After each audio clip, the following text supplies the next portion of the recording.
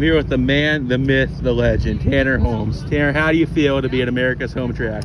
Man, it's great. It's it's a good opportunity to be here. This place is really exciting. It's obviously put on a lot of good 410 shows, and you can't ask for much better car count than tonight. I think we're going to be over 40, and just ready to get out there in the 13. How do you feel?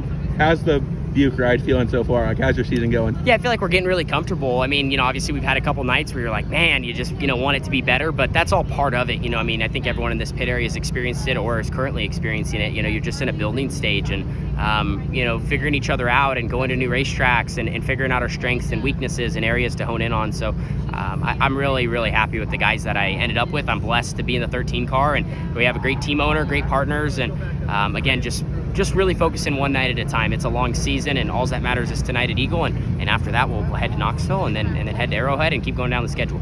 You've had quite the turnaround the past few seasons. You didn't quite have the best luck in 2024.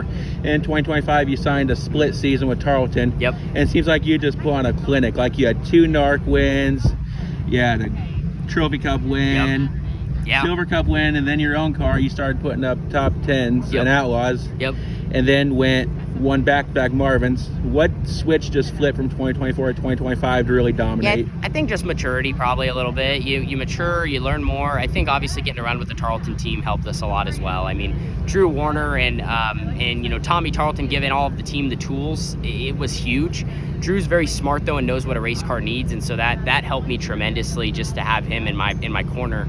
I think without being in the 21 car, I don't know if I would have won 5 races last year. I think our own car, we could have won a few more if we ran it all year, but man, it's just tough. The 21 car was really fast. So it was a great opportunity to get to race for them, learned a lot from James McFadden racing side by side. And I think that definitely propelled me into this opportunity this year.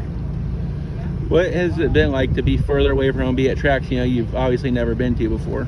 Yeah, I mean, it's a unique challenge. But it's also something that I always hope for, right? You always hope to be on the road, and I think you just get accustomed to how to go to new places and figure out how to be fast. Like here, I feel like we're gonna get going, and I think tonight we can pick it up extremely quick. But again, that's the challenge. But if you want to be one of the best drivers on the road, you have to be able to do it. So yeah, just mainly figuring out what to look for, cues on the racetrack. How does it race in previous seasons, and then how does it race that night? So a lot of it's just picking it up quick, and I think if you know what to look for, it helps a lot.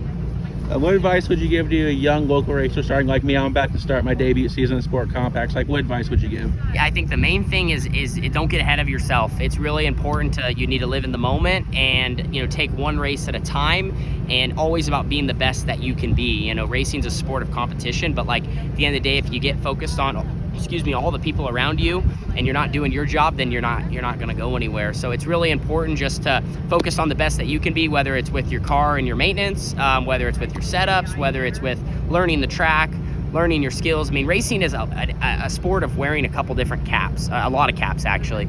So just trying to be the best that you can be in your program. Obviously what you put into it is what you're going to get out of it, and also it can sometimes take a long time. I mean, I've been on YouTube now for almost 10 years and feel like I'm just now learning some things and getting started in ways, and hope to go another 10. So it's just all about looking at things in the long run and just being the best that you can be, because again, a lot of people look at where they want to be, but you can easily get trapped in this of not getting there by just being so worried about where you're not. All right, thank you, and good luck tonight. Yeah, hey, thank you so much. Thanks, guys.